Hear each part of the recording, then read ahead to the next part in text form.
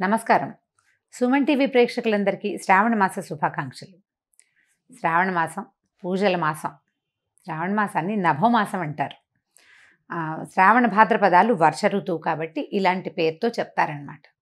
అయితే ఈ వర్షాకాలం కావటం వల్ల ప్రకృతి పరమ శోభాయమానంగా ఉంటుంది, ప్రశాంతంగా ఉంటుంది. కొంచెం వానలు అడ్డం వచ్చినప్పటికీ షాపింగ్లకి పూజలకి పెద్దగా ఇబ్బంది ఏమి ఉండదు. మన దారిని మనం చేసుకుంటూ ఉండొచ్చు. శ్రావణ మాసానికి ముందు వచ్చిన ఆషాఢంలోనే దక్షిణాయనం ప్రారంభమైంది. దక్షిణాయనం ఉపాసనా కాలం, పూజలు ఎక్కువ చేయాల్సిన రోజులన్నమాట ఇవి. ఇదివరకటి కాలంలో ఏం చేసేవారో కానీ ఇప్పుడు మాత్రం మనం కొన్ని సంవత్సరాలుగా, అంటే కనీసం ఒక 100 సంవత్సరాల నుంచి అనుకోండి, మనకు తెలిసినంత మటుకు మన అమ్మమ్మలు నాయనమ్మలు కూడా ఈ వరలక్ష్మి వ్రతము మంగళగౌరి వ్రతము చేసుకుంటూనే ఉన్నారు, మనకు తెలుసు కదా. అయితే ఈ పూజలు చేయగలిగేటువంటి ఈ రోజుల్లో పూజ ఎవరికి చేయాలి, అసలు పూజ ఎందుకు అనే దాని మీద కొంచెం ఆలోచిద్దాం. శ్రావణ మాసం లక్ష్మీ మాసం అని చెప్పుకుంటాం కదా. శ్రావణము అంటే శ్రవణ సంబంధమైనది. ఈ శ్రవణము అనేది వెంకటేశ్వర స్వామి జన్మ నక్షత్రం. కలియుగంలో కలవు వెంకటనాయక అంటారు. కలియుగానికి వెంకటనాయకుడే ప్రధాన దైవం. ఆయన నామ సంకీర్తన వల్లే చాలా పాపాలు తొలగుతాయి, కర్మ సంచయం జరుగుతుందని, కర్మశేషం మిగలకుండా పోతుందని, మనం ఏ కర్మలైతే ఇంతకుముందు చేసుకున్నామో, ముందు జన్మల్లో చేసామో వాటి నుంచి కొంత విముక్తి లభిస్తుందని ఆ కొండ ఎక్కటము, స్వామిని తలచటం వల్ల అని బాగా నమ్ముతాం మనం. అయితే స్వామివారి జన్మ నక్షత్రమైన ఈ శ్రవణ నక్షత్రానికి సంబంధించినటువంటి శ్రావణ మాసము లక్ష్మీ అమ్మవారికి అత్యంత ప్రీతిదాయకమని చెప్పబడుతుంది. లక్ష్మితో పాటుగా మంగళవారాలు మంగళ గౌరీ వ్రతాన్ని కూడా ఈ కాలంలో చేసుకుంటాం. అయితే లక్ష్మీదేవి అనగానే ఏమిటి లక్ష్మీదేవి స్వరూపం? లక్ష్మీదేవి భర్తని అనుసరించి ఉంటుంది. అనుసరించి అంటం కంటే నిత్యానపాయనిగా ఉంటుంది. ఆయన్ని వీడి ఉండదు, భర్తతోటి కలిసే ఉంటుంది. ఇప్పుడు అత్యంత శక్తివంతుడు, ప్రపంచ నిర్మాణ సారథి, ప్రపంచాన్ని నడిపేటువంటి వాడు అయినటువంటి భగవంతుడైన శ్రీమన్నారాయణుడి సతీమతి అయినటువంటి లక్ష్మీదేవి ఆయనని వదిలిపెట్టి ఉండదు. ఆయన యొక్క శక్తి లక్ష్మీదేవే అని చెప్పాలి మనం. భగవంతుణ్ణి నడిపించేదే లక్ష్మి. భగవంతుడు మనని నడిపిస్తాడు. మనని నడిపించే భగవంతుని యొక్క నడక శక్తి అయినటువంటి లక్ష్మీదేవిని నిత్యము అర్చించడము చాలా శుభస్కరము, అత్యద్భుతమైన విషయం. అయితే ఇప్పుడు లక్ష్మీదేవి అనగానే మనకు ఒక రూపం, ఒక ధ్యానం వస్తుంటుంది. చక్కగా పద్మాసనం వేసుకుని ఎర్రటి తామర పువ్వులో కూర్చుని ఉంటుంది. చేతుల్లో నుంచి ఇలా ధనరాశులు చేతిలో నుంచి రాలుతున్నట్టు, పక్కన 2 ధనపు కుండలు పెట్టి వెనకాల 2 ఏనుగులు ఆమెను అర్చిస్తున్నట్టుగా అట్లా మనకి గుర్తొస్తుంది. లక్ష్మీదేవి అనగానే ధనం చేత్తో వేసేది, ఒక చెయ్యిలాగా ఉంటుంది, చేతిలో నుంచి పడిపోతుంటే ఇందులో నుంచి ప్రసాదంలాగా మనకి డబ్బు వచ్చేస్తున్న భావన వస్తుంది. డబ్బు, ధనము అది ఇచ్చే దేవత లక్ష్మీదేవి. కానీ లక్ష్మి అంటే ధనం కాదండి. లక్ష్మి అంటే శ్రద్ధ. లక్ష్మి అంటే వృద్ధి. ఎక్కడైతే శ్రద్ధ ఉంటుందో అక్కడ వృద్ధి ఉంటుంది అని చెప్పబడుతుంది. శ్రద్ధకి ఎంత చిన్న చిన్న విషయాల్లో అయినా శ్రద్ధ కావాల్సిందే. మన ఇంట్లో ఓ సూది ఉంది, మనకు చీర జరిగింది, కుట్టుకుంటాం. మన సూదేనని కసకసా చేసేస్తామా? చెయ్యము. శ్రద్ధగా చేయాలి. అప్పుడు చెయ్యి తెగదు, చేతిలో గుచ్చుకోదు, వస్తువు సజావుగా అవుతుంది మనం చేస్తున్న పని. ప్రతి విషయంలోనూ ఇటువంటి శ్రద్ధే కావాలి. చూడండి, ఒక అరటిపండు తింటున్నాం, అరటిపండు జారి కింద పడిపోయింది, కళ్ళకత్తుకుని తీసి నోట్లో వేసుకుంటామా? కింద పడిపోయిందని పడేస్తాం.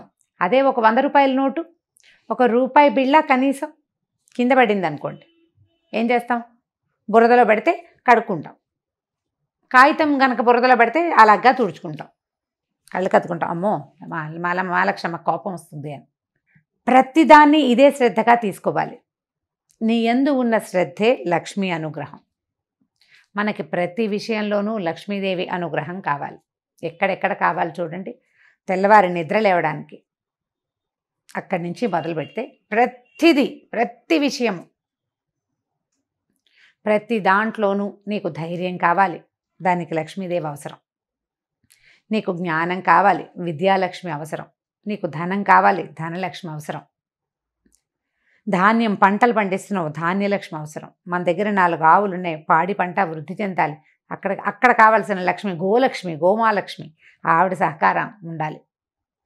ధాన్యలక్ష్మితో పాటు పంటలు బాగా పండాలంటే సస్యలక్ష్మి కావాలి. ప్రతి చోట ఉండే సమృద్ధి సరి అయినదే లక్ష్మీ అవతారం. అటువంటి లక్ష్మిని సాకారంగా పూజించేందుకే ఈ శ్రావణ మాసాన్ని నిర్ధారించారు. సాకారంగా పూజించాలి అంటే మనం చక్కగా ఒక కలశం పెట్టుకుని ఆ కలశానికి చక్కగా అలంకారం చేసుకోవటం, మామిడి మండలు వాటితోటి అలంకరించుకోవటం, మామిడాకులతో అలంకారం చేసి ఒక కొబ్బరికాయ పెడతాం, దానికి ఒక వస్త్రధారణ చేస్తాం కలశానికి. కలశంలో లక్ష్మీదేవిని ఆవాహన చేసుకుంటాము. ఓ చిన్న ప్రతిమ ఏదైనా పెట్టుకుంటాము. కొద్దిగా బంగారమైన శ్రావణంలో కొనుక్కోవాలనుకుంటాము. ఈ బంగారం వృద్ధవుతుందన్న నమ్మకంతో, శ్రద్ధతోటి కొన్న వస్తువు వృద్ధవుతుంది. అదే పాయింట్. ఇట్లా మనం ప్రతి సంవత్సరము చేస్తే బోల్డ్ సంవత్సరాలు గడిచే కొందికి బోల్డ్ బంగారం తయారవుతుంది. అయితే ఏటా వచ్చే పూజకి పెద్దగా చెప్పుకునేందుకు ఏమీ ఉండదు. కానీ ప్రతి సంవత్సరము మనం చక్కగా ఇళ్ళు వాకిళ్ళు బాగు చేసుకుంటాము, దేవుడి గది బాగా శుభ్రం చేసుకుంటాము, కొత్త ప్రతిమలు ఏమైనా కొనుక్కొని తెచ్చుకుంటాము, కొత్త బట్టలు కొంటాము, కొత్తగా ఒక లక్ష్మీ రూపు కొనుక్కొని తెచ్చుకుంటాము. పుట్టింటి వాళ్ళు ఇస్తారు, అత్తవారింటి వాళ్ళు ఇస్తారు. ఎవరికైనా ఏదైనా ఇవ్వదలుచుకుంటే శ్రావణ మాసంలో ఇస్తే ఫలితం బాగుంటుంది. బోలెడన్ని తెలుస్తూ ఉంటాయి. ఈ మార్గంలోనే నిత్యము లక్ష్మీ ఆరాధన చేయడానికి ఈ నెల రోజులు అత్యంత శ్రేష్టమైనవి. విశేషమైన ఆరాధన చేయగలిగే వాళ్ళు, చక్కగా వస్త్రాలంకరణ చేసి రూపులు కొనుక్కుని చేయగలిగిన వాళ్ళు చేసుకోవచ్చు. ఒకవేళ చేయలేని వాళ్ళు ఏం చేయాలి? లక్ష్మీ ఆరాధనకి మన ఇంట్లో ఉన్న పాత పటం కూడా పనికొస్తుంది. చక్కగా పటం తుడుచుకోవటం, అమ్మవారికి కొంచెం పసుపు గంధం పెట్టి బొట్టు పెట్టడం, తర్వాత ఒక దీపారాధన చేసుకోవటం, 4 పువ్వులతోటి అర్చన చేసుకోవటం, లక్ష్మీ అష్టోత్తరం లాంటివి చదువుకోవటం. అష్టోత్తరం అంత పెద్దది రాదు. ఇంద్రుడు చేసినటువంటి మహాలక్ష్మి అష్టకం 10 శ్లోకాలు ఉంటాయి, చిన్నదే. ఆ 10 శ్లోకాలు చదువుకోవటం. అంత పెద్దది రాదండి మాకు, ఒక్క శ్లోకం వచ్చు. లక్ష్మీ క్షీర సముద్ర రాజతనయాంతోటైనా సరే ఆ శ్లోకం చదువుకుని అమ్మవారికి శ్రద్ధగా పువ్వులు సమర్పించి, బెల్లం ముక్క పంచదార దగ్గర నుంచి మీరు రవ కేసరి వరకు ఏది చేసి పెట్టినా సరే శ్రద్ధగా చేసి అమ్మవారికి నివేదన చేసుకోండి. ఈ నెల రోజులు ఇలా శ్రద్ధగా ఆరాధించిన వాళ్ళకి అన్ని విధాల సర్వతోముఖాభివృద్ధి లభిస్తుంది. బాగా సాంగంగా చేయగలిగిన విధానంతో చేసుకోగలిగిన వాళ్ళు చేసుకుంటారు. చేసుకోలేకపోయినా కూడా మాకు రాదు కాబట్టి మేము చేయలేము అన్న భావన పడద్దు. అసలు పూజకి రావడం కాదు కావాల్సింది, శ్రద్ధ కావాలి. శ్రద్ధతోటి లక్ష్మీ ఆరాధన చేయండి. లక్ష్మీ ఆరాధనలో భాగంగా అసలు లక్ష్మీదేవి ఏ ఏ విషయాల్లో ఉంటుందో చూద్దాం. ఎవరి దగ్గర లక్ష్మి ఉంటుంది? లక్ష్మి అంటే డబ్బు అనుకోవట్లేదు కదా, మనం చాలా విషయాలు చెప్తున్నాం. లక్ష్మి చాలా ఇష్టంగా ఉండే ప్రదేశాలు కొన్ని ఉన్నాయి. అవి ఎన్ని ఉన్నాయండి? కనీసం ఒక 30-40 నేను చెప్తుంటే అలా లిస్ట్ వచ్చేస్తూనే ఉంటుంది. శుభ్రమైన వస్త్రాలు, శుభ్రమైన ఇల్లు, అలంకరించిన వాకిళ్ళు, పోట్లాటలు లేని ఇల్లు, ఏకీచులాటలు లేనటువంటి సంసారాలు, మన బియ్యం బస్తాలు, బియ్యం డబ్బా, పసుపు డబ్బాలు, పసుపు కుంకాల్లో లక్ష్మీదేవి ఉంటుంది. ఆమెకి ఇష్టం ఆ రంగులు, అక్కడ ఉంటుంది. అందుకని చూడండి, మన ఇంట్లో పసుపు కనుక చివరికి వచ్చిందనుకోండి, అయిపోయింది పదం వాడనివ్వరు, నిండుకుందనమంటారు. అయిపోయింది అనకూడదు, ఖాళీ చేయకూడదు. అసలు బియ్యం డబ్బాని కూడా ఖాళీ చెయ్యరు, చివరికి 2 గింజలు వెనక్కి వేసుకోవాలి. అలా ఖాళీగా ఉంచకూడదు. అవన్నీ లక్ష్మీ స్థానాలుగా భావిస్తాం.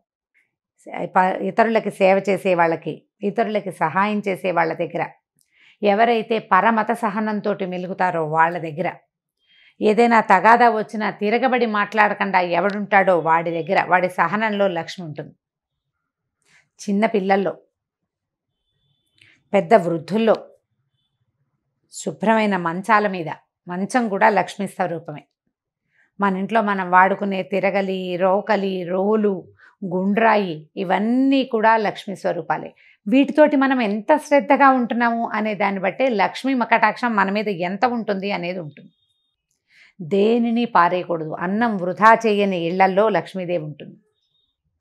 ఎప్పుడూ వెలుగ్గా ఉండటం, నిత్యము దీపారాధన చేయబడ్డం, సాయంకాల సంధ్యావేళల్లో తలుపులు వేసుకోకుండా లైట్ వెలిగించి తలుపు తీసి పెట్టుకోవాలి. ఆ సమయంలో లక్ష్మీదేవి యొక్క ప్రవర్తన బాగుంటుంది. ఆవిడకి ఇష్టం అనమాట అది. ఆవిడ ఎప్పుడు నడిచి వస్తూ ఉంటుంది బయటికి లోపలికి. పువ్వులతో అలంకరించిన దేవతా స్వరూపాల్లో లక్ష్మి ఉంటుంది. జలంలో లక్ష్మి ఉంటుంది. పాత్రలలో లక్ష్మి ఉంటుంది. వీటన్నిటినీ మనం శుభ్రంగా ఉంచుకోవాలి. ఇలా శుభ్రంగా ఉంచుకున్న వాటి వల్ల మనకి లక్ష్మి పెంపొందుతుంది. పాత్రలు శుభ్రంగా ఉన్నాయి, ఆరోగ్యం పెంపొందుతుంది. మంచం శుభ్రంగా ఉంది, చక్కని నిద్ర పడుతుంది, మరునాడు చక్కగా పనిచేస్తాం మనం. ఇల్లు శుభ్రంగా ఉంటే ఆరోగ్యము బాగుంటుంది, పవిత్రంగా ఉంటుంది, ప్రశాంతంగా ఉంటుంది. ప్రతి వాళ్ళకి జీవితంలో ఏవో కావాలని ఉంటుందండి. అన్నం లేని వాడికి అన్నం కావాలి, అన్నం నీళ్ళు 4 అందేవాడికి ఇంకొంచెం బెటర్మెంట్ కావాలనిపిస్తుంది, ఆ బెటర్మెంట్ కూడా ఉన్నవాడికి ఇంకా పైకి ఎదిగిపోవాలనిపిస్తుంది, ఆ పైకి కూడా ఎదిగాక వాడికి చిత్తశాంతి ఉండదు, వాడికి మనశ్శాంతి కావాలి, శాంతి లక్ష్మి అవసరపడుతుంది. ఇవన్నీ ఉంటే ఆరోగ్యం ఉండదు, ఆరోగ్య లక్ష్మి అవసరపడుతుంది. వ్యక్తులు ప్రతి వాళ్ళు ఏదో ఒక లోటుతోటే ఉంటుంటారు. ఈ లోటులు ఎక్కడ పూరింపబడతాయంటే పూజ వల్ల పూరింపబడతాయని అనుకోకూడదు, శ్రద్ధ వల్ల పూరింపబడతాయి. మనం ఏ పొరపాటు చేస్తున్నాం, దేనివల్ల నాకు ఇది వస్తోంది ఈ సమస్య అని మనకు ఆలోచన వస్తే చాలు, ఆ విషయాన్ని శ్రద్ధతోటి సరి చేసుకుంటే మనకు కావాల్సింది సమకూరుతుంది. వ్యక్తుల యందు ఉండేటువంటి శ్రద్ధే సాక్షాత్ శ్రీ మహాలక్ష్మి స్వరూపం. ఈ శ్రావణ మాసాన్ని మన యొక్క శ్రద్ధామాసంగా మార్చుకోండి. రోజు ఒక కథ విని ఒక ఇది చేసి కార్తీక పురాణంలాగా మా శ్రావణ లక్ష్మి పురాణం అని భావించొద్దు. ఇవి నెల రోజులు మీరు శ్రద్ధగా కనుక ఉంటే, శ్రద్ధగా ఉండటం మీకు అలవాటైపోతుంది. ప్రతి విషయంలోనూ ఏ పని చేసినా శ్రద్ధగా చేయాలి. పోట్లాడినా కూడానా అని అడగండి, పోట్లాడకూడదు, పోట్లాడద్దు, కొట్లాడద్దు, కీచులాడద్దు, ఎవరితోటి తగాదా వచ్చే పరిస్థితిని అసలు రానివ్వకుండా ఉంచుకుందాం. ఈ నెలని శ్రద్ధామాసంగా భావించి ఈ నెల రోజులు ఒక దీక్షలాగా దీన్ని చేపట్టండి. ఆ తర్వాత మన ఇళ్లలో సమస్యలు తగ్గిపోతాయి. అత్తగారులతోటి కానీ, భర్తలతోటి కానీ, ఆడపడుచులతోటి కానీ, పిల్లలతోటి కానీ సమస్యలు ఉండవు. ఒకవేళ మనం ఆఫీస్లో పనిచేస్తుంటే ఆఫీసు వాళ్ళతోటి కూడా మనకు సమస్యలు తగ్గిపోతాయి. శుభ్రత, జాగ్రత్త పెరిగితే ఆరోగ్యం పెంపొందుతుంది. మీరు రోజంతా ప్రశాంతంగా ఉండి శ్రద్ధగా ప్రశాంతంగా ఉండడానికి ప్రయత్నం చేస్తే ఆరోగ్య సమస్యలన్నీ తగ్గుతాయి, చిత్తశాంతి ఆటోమేటిక్గా వచ్చేస్తుంది. ప్రయత్నించి మొత్తం మామ్స్ అందరూ కనుక దీనికోసం ట్రై చేస్తే ఆటోమేటిక్గా డాడ్స్ అండ్ కిడ్స్ ట్రై చేస్తారు. తప్పకుండా ప్రయత్నించండి. కనీసం అయ్యో ఇవాళ చేయలేకపోయాను రేపైనా చేద్దాం అని అనుకోండి. ఇవాళ పోట్లాడేసేయాల్సి వచ్చింది, లేదా గొడవ పడాల్సి వచ్చింది, లేదా ఏదో వస్తువు పడిపోయింది, పగిలిపోయింది, పాలు విరిగిపోయినాయి, ఇలా అజాగ్రత్తలు బోల్డన్ అవుతాయి కదా, వాటన్నిటినీ సరి చేసుకునేందుకు ట్రై చేయండి. ఇవాళ పొద్దు నుంచి మనం ఆలోచించాలి. పాలు పొంగిపోకూడదు, జ్ఞాపకం పెట్టుకోండి. పాలు పొంగకూడదు, మన వేళ్ళు గీళ్ళు తెక్కకూడదు, మనం కాలుజారి పడిపోకూడదు, జాగ్రత్తగా ఉండాలి. అన్నం వృధా కాకూడదు, ఏ వస్తువు వృధా కాకూడదు. జాగ్రత్తగా శ్రద్ధగా కనుక చేస్తే ఈ శ్రావణ మాసం తాలూకు ఎఫెక్టు సంవత్సరం అంతా ఉంటుందండి. ఇది పూర్తిగా మన జీవితాలని బాగు చేస్తుంది. మీరు కనుక విద్యార్థులైతే ఏదైనా చదువుకుంటుంటే, హౌస్ వైఫ్స్గా ఉంటే కూడా చదువుకుంటాం కదా, నేను కూడా చదువుకుంటూ ఉంటాను ఎప్పుడు. చదువుకునే వాళ్ళు శ్రద్ధగా చదవటం, ఒక సమయ పాలన చేయటం, సమయపాలన యందు కూడా శ్రద్ధ కలిగి ఉండటమే ఈ మాసం మన మోటో, అదే మన స్లోగన్. శ్రావణాన్ని శ్రద్ధగా మార్చుకోండి, దానికోసం ప్రయత్నం చేయండి. ఈ మాసంలో చేయవలసిన చిన్న పూజలు వ్రతాలు ఉన్నాయి కదా, ఎవరి వ్రతాలు పూజలు చేసుకుంటారు. శ్రావణ మంగళవారము శుక్రవారము కూడా మిమ్మల్ని మళ్ళీ కలుసుకోవడానికి ప్రయత్నం చేద్దాం. అయితే ఈ శ్రావణ మాసం సోమవారంతో మొదలవుతుంది. ఈ సోమవారం విధి విధానం ఏమిటో కూడా మళ్ళీ చెప్పుకుందామండి. శ్రావణాన్ని శ్రద్ధగా ఆచరించండి. నమస్కారం.